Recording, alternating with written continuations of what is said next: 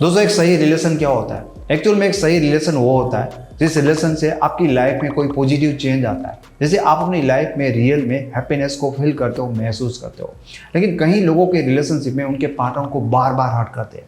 फिर भी कुछ लोग ना तो उनमें कोई एक्शन लेते हैं, ना ही कोई एक्शन ले पाते। कई बार उनका मन भी करता है कि यार वो पर्सन कर रहा है, वो गलत कर रहा है, अब मुझे उनसे बात नहीं करनी चाहिए, ताकि एटलीस्ट उनको महसूस हो कि उनकी इन चीज़ों से हर्ट हो रहे हो। लेकिन फिर भी लोग नहीं कर पा रहे। लेकिन यहाँ पर आपको सीरियसली ये सोचना चाहिए कि हमारी कुछ गलतियों के कारण ये चीज़ें आज हमारे साथ हो रही है, लेकिन आगे इन चीज़ों को कुछ भी करके हमें स्टॉप करना होगा। लेकिन इससे पहले आपको ये समझना होगा कि ऐसा क्यों हो रहा है, क्यों वो इंसान बार बार आपको हर्ट करता जा रहा है और किस लिए वो ऐसा कर पा रहा है। इसका ना सिंपल सा रीज़न ये है दोस्तों, रिलेशन में रहकर हमने बार बार गलतियाँ करके उस इंसान को ये बता दिया है कि भाई आपको ना हम बहुत ज़्यादा प्यार करते हैं, हम आपके ऊपर एकदम डिपेंड है, अगर आप हमसे बात नहीं करोगे तो हम परेशान हो जाएंगे, हम बहुत ज़्यादा दुखी हो जाएंगे। पूरी तरह से ना ये सामने वाला पर्सन इस बात को जानता है कि इंसान 100% मेरे ऊपर डिपेंड है, मैं जैसा भी करूँगा, जो भी करूँगा, इंसान कुछ नहीं कर पाएगा, और इसीलिए वो ऐसा करते हैं और इसीलिए वो ऐसा कर पाते हैं। पर मैं आपको ये बात बताना चाहता हूँ कि जब कभी आपका पार्टनर आपको हर्ट करता है, आपके साथ मिसबिहेव करता है, तब आपको एक्शन लेना चाहिए। क्योंकि जब जब आपका पार्टनर आपको हर्ट करता है और आप कोई एक्शन नहीं लेते, तो एक्चुअल में ना आप उनको परमिशन देते हो कि भाई तुम इस तरह से मेरे साथ जो भी कुछ करना चाहते हो वो कर सकते हो। एक बार उन्होंने आपको हर्ट किया, आपने कोई एक्शन नहीं लिया, आप परेशान हुए, आप बहुत ज़्यादा हर्ट हुए, लेकिन फिर भी आप अकेले में रहकर उनके साथ अच्छी तरह से रहते हो, उनको कुछ चीज़ें आप फील नहीं करवाते, तो उनकी हिम्मत और ज़्यादा बढ़ जाएगी। पहले वो आपको कम हर्ट करेंगे, लेकिन उसके बाद ज़्यादा ही वो आपको हर्ट करते जाएंगे। क्यों? क्योंकि जैसे वो हर्ट करते और आप कोई एक्शन नहीं लेते, तो उनकी हिम्मत और ज़्यादा बढ़ जाती है। हर किसी इंसान के मन में ना डर होता है कि अब तक हमने एक्शन इसीलिए नहीं लिया क्योंकि हमारे मन में ना डर है कि हम उनका विरोध करेंगे, उनसे बात नहीं करेंगे। जब वो हमसे हर्ट करते हैं तब तो चीज़ें ये होगी कि वो इंसान तो छोड़ देगा, उनको तो हमारी कोई नीड नहीं है।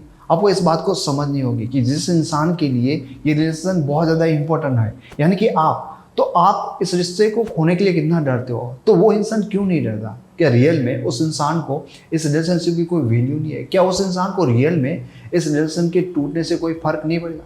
एक्चुअल में ना ये बात सच भी हो सकती है, ये झूठ भी हो सकती है कि उनको कोई फर्क नहीं पड़ रहा है। तो अगर उनको फर्क नहीं पड़ रहा है तो इसका मतलब ये है कि इस रिलेशनशिप में दो इंसान नहीं है, सिर्फ और सिर्फ आप ही हो, और आप ये सारे एफर्ट करें और रियल में उनको फर्क पड़ता है, पर फिर भी वो जानता है कि आप डरे हुए हो, आप कुछ भी नहीं कर पाओगे, तो भी वो आपके साथ करता है। तो जब आप स्टैंड लोगे तो रियल में या तो ये इंसान सुधर जाएगा या इस रिलेशन से आप किनारा कर जाओगे।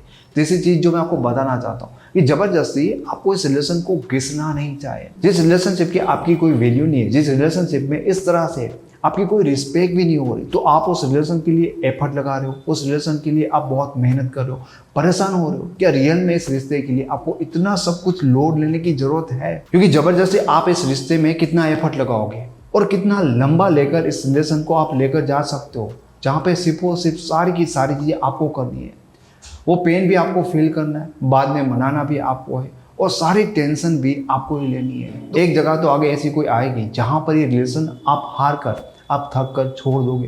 क्योंकि अगर उस इंसान को रियल में इस रिलेशन से कोई फर्क ही नहीं पड़ते, तो इसका मतलब साफ है कि ये कोई रिलेशन है ही नहीं। इस रिलेशनशिप में जो कोई भी वो आप ही हो, वो रिलेशन में वो पर्सन तो कहीं पर दिख ही नहीं रहा है। पर अगर उस इंसान को रियल में कोई फर्क पड़ता है और वो एफर्ट इसलिए नहीं लगा रहा है, रियल में वो ऐसा रिएक्ट इसलिए कर रहा है क्योंकि उनको आपके इमोशन के बारे में पता है, तो आपके एक्शन लेने से वो एकदम सारी चीज़ों को समझ आएगा और तमीज़ से आपके साथ पेश आएगा। और आपको ये सारी चीज़ें करनी बंद करनी पड़ेगी। आपको ये जो सारी चीज़ें कर रहे हो ना, आप तक रिलेशन को खींच रहे हो ना, वो सारी चीज़ें बंद करनी पड़ेगी। क्योंकि एक्चुअल में आपको ये समझना पड़ेगा कि प्यार का सामने वाले को एहसास कैसे करवाया जाता है। आपको क्या ऐसा लगता है कि उस इंसान को पता नहीं है कि आप उनको कितना प्यार करते हो, उनके लिए कितना हर्ट होते हो?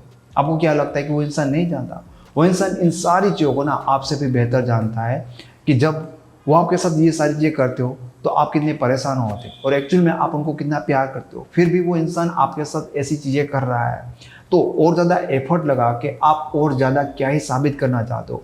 देखो, कुछ लोग ऐसे होते हैं ना जिनको आप टाइम देते हो, जिनके आप केयर करते हो, जिनके साथ अच्छी तरह से रहते हो ना, तो उनको ना आपकी वैल्यू समझ में आने लगती है। पर कुछ लोग ऐसे होते हैं जिनसे आप डिस्टेंस बनाते हो, जिनको आप इग्नोर करते हो, जिनको ना आप उनकी भाषा में जवाब देते हो, तभी ना उनको आपकी वैल्यू समझ में आती है।